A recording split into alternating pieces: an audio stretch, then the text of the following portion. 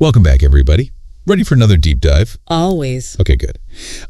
Today we're tackling the Kybalion. Have you heard of this one? Oh, yeah, it's a classic. Full of Hermetic philosophy. Claims to have like a master key to it, actually. Been passed down for centuries through, initiates. Ooh. And what kind of stuff can we learn from it? Well, they say you can gain some incredible insights from this thing. Like what? Don't leave me hanging. Okay. Like mastering mental forces. Shaping reality itself, understanding the secrets of the universe even. Okay, you got my attention. That sounds pretty intense. It is. It's a lot to unpack. Well, let's get started then. What's so unique about the Kybalion, would you say? Well, for one, it's not a typical book. Like, it's structured as this collection of maxims and axioms, short but powerful statements. Really gets you thinking. Like condensed wisdom. Yeah. Distilled over centuries. I like Exactly. Little nuggets of truth. I love it.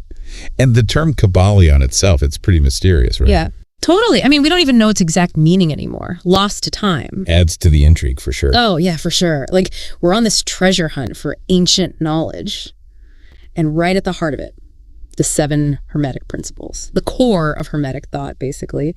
And the Kybalion uses them to explain, well, everything. The universe, the mind, you name it. Whoa, okay. So let's unlock this master key. First principle. Mentalism. Now this one really gets trippy. Oh, absolutely. It challenges everything. Basically, mentalism claims that, get this, the all is mind, the universe is mental. Hold on. So everything we see, feel, experience, it's all a thought in the mind of like a higher power. Exactly. It's not just physical stuff out there. It's all ultimately a thought in the mind of this. The all. Something way bigger than us. Okay, so like a giant thought projection. That's wild. Pretty much. That's mentalism in a nutshell. So if the universe is like mental, does that mean our thoughts shape our reality? I mean, that's a big one, right? It is a big question, and the Kybalion, it definitely explores it. Don't worry, we'll get there. Okay, good. I'm hooked already.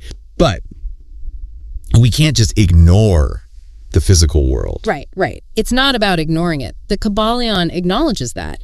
Even if the universe is ultimately, quote-unquote, unreal from the Aus perspective. It's still very real to us. Exactly. We experience it as real, and we gotta live by its rules. So it's like knowing the universe might be a dream, but still choosing to live in it fully. That's a great way to put it. We're part of that dream. Our experiences matter. And speaking of experience, the second principle is correspondence. This one's all about how different levels of reality are connected. Super fascinating stuff. Correspondence. Okay, you're going to have to explain that one. It sounds intriguing. Sure.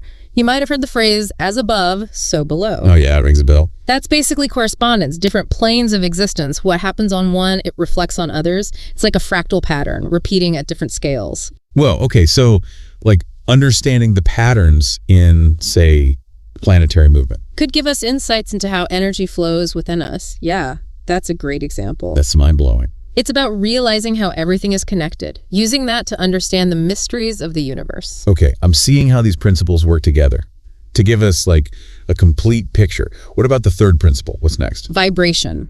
All about motion. Everything is in constant motion. Everything vibrates. Nothing rests. The Kybalion says so. Vibration, huh? So the rate of vibration, that's what determines the form something takes. Exactly. Like, is it a physical object or is it energy? Or even like thoughts and emotions. It all comes down to vibration. That's pretty cool. And modern science, they're starting to catch on to this whole vibration thing. Right. Think of string theory. Those tiny vibrating strings, they're like the building blocks of reality. Totally lines up with the principle of vibration. It's amazing, right? And the Kybalion, it takes it even further. It says we can learn to control our mental vibrations. Like, we can change our state of being through different mental practices. So if you're feeling down or anxious, you could change your vibration to feel more positive. You got it. Like tuning in to a different frequency, choosing what you want to experience. That's powerful stuff. Okay, but before we get lost in our mental tuning dials, what about the next principle? You mean polarity? Polarity, yeah. This one seems to deal with like duality, right? The opposites. Exactly. Everything has its opposites. But here's the key. They're not separate entities. They're extremes on the same spectrum. So love and hate. Not totally different, but different degrees of the same emotion. Bingo. And the Kybalion teaches us we can use this to transform negative states into positive ones. Whoa, wait. How? How do we do that? That sounds like a superpower. By consciously shifting our focus towards the opposite of what we're feeling. Feeling fearful, cultivate courage. Feeling hatred, focus on love. Okay. I think I'm starting to get it. And you know what? Now that you mention it, it's like those opposing forces. They're always there, pushing and pulling. In our lives, in ourselves, it's weird. It's not weird, it's polarity. And once you understand it, you can use it to find balance, to grow. Instead of being stuck in the extremes. Exactly. So to recap, we've got mentalism, the universe being a mental creation. We've got correspondence, the connection between everything. We've got vibration, everything in motion. And polarity, the dance of opposites. What's next? Okay, I'm keeping track. What's principle number 5? Number 5, that's rhythm. And it's all about cycles. Everything flows out and in, tides rising and falling, the pendulum swing, it's everywhere. Okay, so like the cycles of day and night, or, you know, the ups and downs in life. You got it. And the Kybalion says we can learn to neutralize the negative effects of those rhythms by tapping into a higher level of consciousness. So not stopping the pendulum, but learning to surf. Yes. Detachment. Witnessing the swings without getting swept away. And that actually leads us to the 6th principle, which dives even deeper into how we can become conscious creators of our reality. Okay, I'm all ears. Tell me about principle number 6. Well, it's all about cause and effect. Everything happens for a reason. The Kybalion is super clear on that. No randomness. So no luck, no coincidence. Nope. Everything happens according to law. The law of cause and effect. And get this, every action creates a consequence. Every single thought, it ripples out, creates an effect. Okay, that's kind of intense. But it also sounds kind of empowering. Like if we understand the rules, we can become the cause, not just the effect. We can shape our own lives instead of being tossed around by fate. I like that. But how? How do we actually do that? Become the cause? Well, remember mental transmutation. The Kybalion suggests we can rise above the lower laws by aligning ourselves with higher ones. You think I'm following? So say you're stuck in a negative thought loop, right? If you shift your thoughts, make them more positive, you change the cause, and that ultimately changes the effect. Okay, I'm seeing it. So it's about using these principles to, consciously direct our thoughts, our actions, to create the reality we want. You got it. We're creators, whether we realize it or not. And that brings us to the 7th and final principle. Hit me with it. What's number 7? Gender. But hold on, before you jump to conclusions, this isn't about biological sex. It's about masculine and feminine principles, but in the mind. Oh, right. Like the active and receptive energies. We touched on that earlier. Exactly. And the Kybalion says that understanding mental gender, it can unlock some seriously wild mental phenomena. Like what? Give me an example. Okay, think telepathy. The masculine principle of one mind, the I, projects its will towards the feminine principle, the me, of another. Like sending a message. Directly from one mind to another. Yeah, like planting a seed thought. Yeah. In fertile ground. So the I initiates, the me receives. You got it.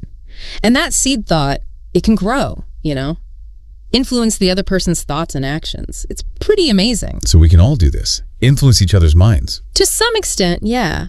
But the key is mastering the will. That masculine principle. The stronger your willpower, the more you can direct your mental energy and, potentially influence others. It's not about manipulation, though, right? No, it's about understanding the power of thought, intention, and using it responsibly. We're all connected, remember? Whoa. This is a lot to take in. We've covered so much. The 7 principles, some pretty crazy concepts. But the Kybalion doesn't just stop at theory, does it? Nope. It's all about practical application. Remember that axiom, knowledge, like wealth, is intended for use. Right. Knowledge without action is useless, like a seed that never gets planted. Exactly. So how do we take all this ancient wisdom and put it into practice? How do we make it actionable? Yeah, that's the big question. Give me some examples. How can I use this in my life? Well, using the principle of polarity, for example. Remember how we talked about shifting our focus? The Kybalion actually gives us a formula for that. To destroy an undesirable rate of mental vibration, put into operation the principle of polarity and concentrate upon the opposite pole to that which you desire to suppress. Kill out the undesirable by changing its polarity. Powerful stuff. Okay, break that down for me. So if I'm super anxious, instead of fighting it head on, you focus on cultivating peace, calmness. Shift my energy towards the opposite, like opening a window to let light into a dark room. Exactly. Not suppressing the negative, but nurturing the positive. Balance, remember. Okay, that makes sense. But what about emotions? Sometimes they feel impossible to control, like they have a life of their own. Well, think back to the principle of rhythm. Emotions swing like a pendulum, too. Riding the waves, not getting tossed around. Yes. Detach, observe from a higher perspective. Find your balance. It's what the Kybalion calls the law of neutralization, becoming the observer, not the puppet. So we're not trying to eliminate emotions, but master them. Respond consciously instead of just reacting. That's it. And that's how we become conscious creators. We have the power to shape our inner world, which then shapes our outer world more than we realize. Wow, it's all starting to click. Like the Kybalion is this blueprint for mastering our minds, our emotions. But it's a lot to digest, I'll admit. It is deep stuff. It takes time to really grasp. Right. So maybe we take a pause here, let it all sink in. We've explored the principles, talked about applying them, but there's still more to uncover in the Kybalion.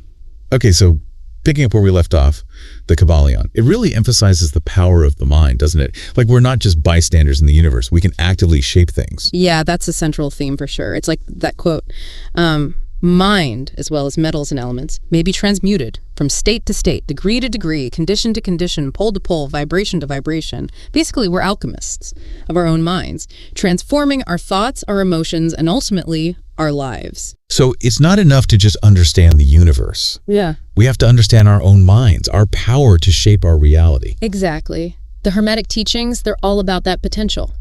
We can consciously direct our mental energy to create the life we want. But of course, with great power comes great responsibility. You know it. The Kybalion warns us about using this knowledge for selfish reasons or to harm others. It's not about personal gain. It's about understanding. We're all connected. Our thoughts, our actions, they have a ripple effect. Right, like that principle of cause and effect.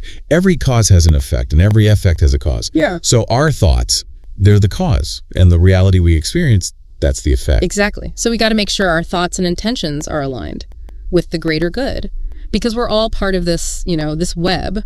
Our actions don't just affect us, they affect everyone, everything. It makes you wonder why this stuff has been kept secret for so long.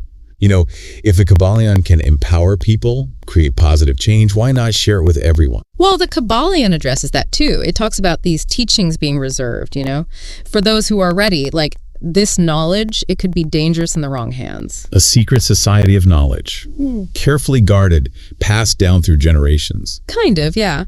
But the Kybalion also suggests that maybe now's the time to share it more widely.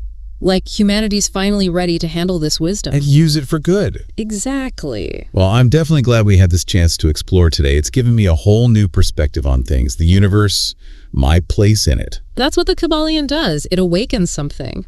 A sense of wonder, of possibility. It makes you question everything, and explore your own mind, its potential. It's been an incredible journey. These Hermetic principles, the wisdom of the Kybalion. But I feel like we've only scratched the surface. Oh, absolutely. This is just the beginning, really. Keep reflecting on these principles, and you might start to see them everywhere. In